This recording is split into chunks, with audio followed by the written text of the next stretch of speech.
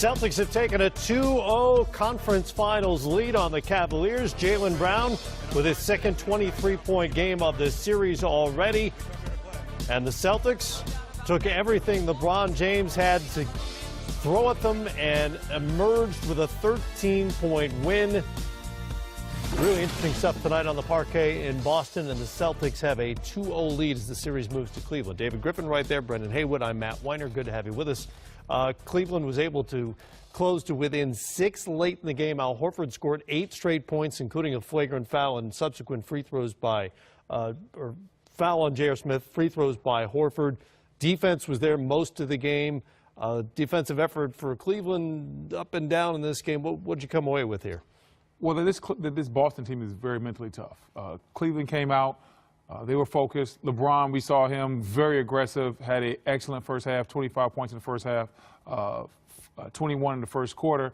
And this team never wavered. They never blinked. They were like, okay, we took their best shot. And they came out in the third quarter. They were all about business. They grit, they grind. Defensively, they got back in it. They were able to hit some shots. Jaylen Brown had a great game, and they were able to stay in the game. Marcus Smart, to me, the unsung hero.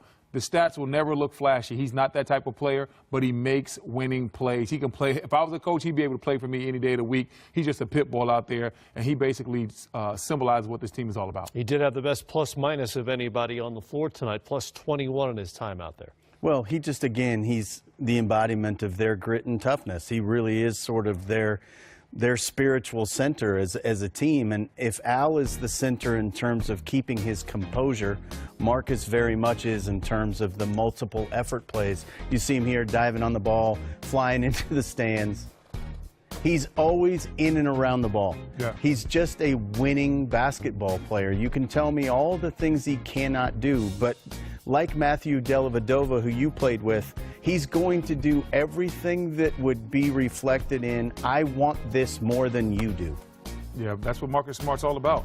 Marcus Smart, he's not going to wire you with his shooting ability. Might not be the fastest, might not be the quickest. But at the end of the day, when you put on film, you watch tape, you see a guy that competed, gave it his all, dove on the floor, and just made game-winning play after game-winning play. Defensive heart and soul. Also had 9 assists in this game to go with his 11 points. You mentioned LeBron, much more aggressive, certainly in the first quarter when he had those 21 points. 42-point triple-double, 10 points, 12 assists. It's the 22nd postseason triple-double of his career, 24th 40-point game of his career, and yet not nearly enough for the Cavaliers down the stretch. Well, I was really concerned, and if you're the Cavaliers, what's going to bother you? And they talked about it a little bit on the broadcast as well, but at every point of contact, they were out-toughed and out-hustled. Yeah. After LeBron took the shot that he did, the shoulder to the chin, I really didn't feel like he looked right on the defensive end. He was very slow to react. That whole Cavaliers team up until that point, and Brendan, we talked about this in the back, they'd been a multiple effort team defensively. They were helping, recovering, they were there for each other. And at some point, they just completely lost that. Yeah. And I think Brad's adjustments coming out of halftime were probably a big part of that. But I think more than anything else, it was just the constancy of Boston's effort and their focus. It's dangerous to try to read a player's demeanor, but you know LeBron obviously really well, and you played with LeBron James. Just as an observer and someone who's watched him play for a long time, he looked like a different guy in the second half, even when he was productive out there. Yeah, in the second half, it looked like he just was in a fog. And so I'm not sure if it was a concussion. I'm not sure if it was a strained neck.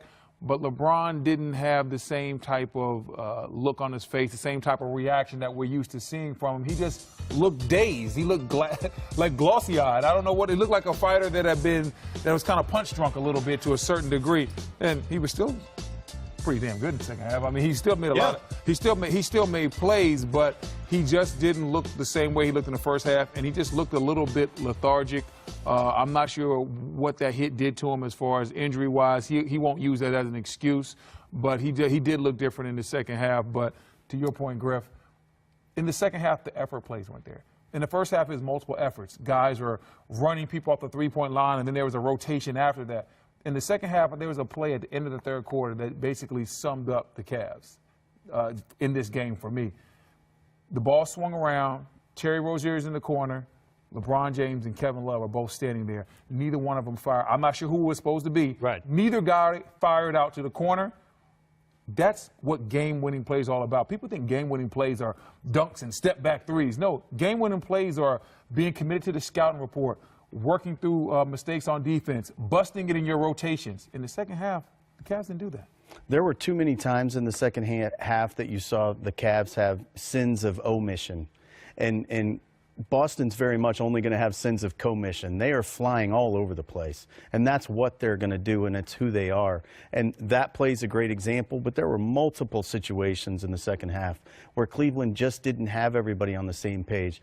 Really bothered by the fact that J.R. Smith gives the two-hand shove to Horford when he does. Yeah, that was dirty. It was dirty, but it was also one of those lazy plays. If you'd have been really fired up and really a tough player at that particular moment in the game, you're where you need to be to actually impact the play rather than chasing from behind. And I thought that was very representative of where they were throughout the second half. I'm surprised that wasn't a flagrant 2. It was called a flagrant 1 on the floor. But we were talking watching this game in the second quarter that there was a better effort there defensively from the Cavaliers, second efforts, and then it just disappeared in the second half for the most part. And I wonder how much of that, effort's one thing, but the execution is another. When you have a team that really hasn't had any sort of continuity over the course of the season, these good defensive habits are tough to establish when the players on the floor played so little time together collectively. Yeah, that's why playing Tristan Thompson was so important, because they have trust together.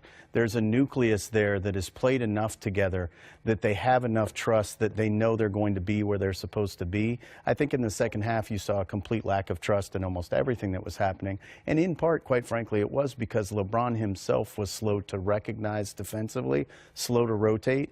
I think it was the look he had in his face when he took the shot. When you saw him be glazed like that, I can honestly say I never saw that before during the time that I was there. And I felt like in the second half, Bron was able to be first chair violin, but he wasn't able to be the conductor. Right. And that team needs a conductor. They need somebody to put them all in place to be successful, and they didn't have that. So with the exception of Kevin Love, there was really nobody who knew how they were going to eat on the offensive end.